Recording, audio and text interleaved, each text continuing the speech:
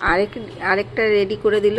5 litre জলের ছিল, জল নিয়ে এসেছিলাম, ওইটাকে কেটে আর দেখো একটা টব তৈরি, আরেকটা ফুলের গাছ নিচে ড্রেনেজ করে দিয়েছি, জল বেরিয়ে আরেকটা ফুলের গাছ লেগে যাবে।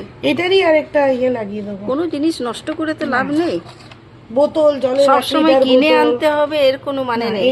এই পিটুনিয়া জাতীয় জিনিস না, জলের 1 লিটার বোতলও খুব সুন্দরভাবে লাগানো যায়। এইসব গাছের জন্য এইগুলো খুব ভালো, খুবই ভালো, খুব ভালো। বাড়িতে যদি থাকে খুব ভালো, আপনারাও করতে পারেন। সবসময় টবই কিনতে হবে এখন মানে নেই। প্লাস্টিক যদি থাকে গ্রো ব্যাগ বানিয়ে দিতে পারবেন। আমি প্রচুর গ্রো ব্যাগ বানিয়েছি, একদিন ওগুলোও দেখাবো। এই যে আবার বাকি বীজটা ছড়িয়ে দেবো। গাছ লাগানোর পালা। ছোট ছোট গাছগুলো বেরিয়েছে, দেখিয়ে দিও হ্যাঁ বন্ধুদেরকে। যেগুলো কাল দেখিয়েছিলে চারা বেরোয়নি, আজ দেখছি সব বেরিয়ে গেছে। মেশো থেকে অনেক কিছু অর্ডার করেছি, এলে পরে তোমাদের সঙ্গে শেয়ার করব, দেখাবো। ওগুলো থাকলে তো আর মানে মাটিরও দরকার আজকে করলাম, কিছু আগে 2 দিন আগে করেছি, সেগুলো এলেও দেখাবো।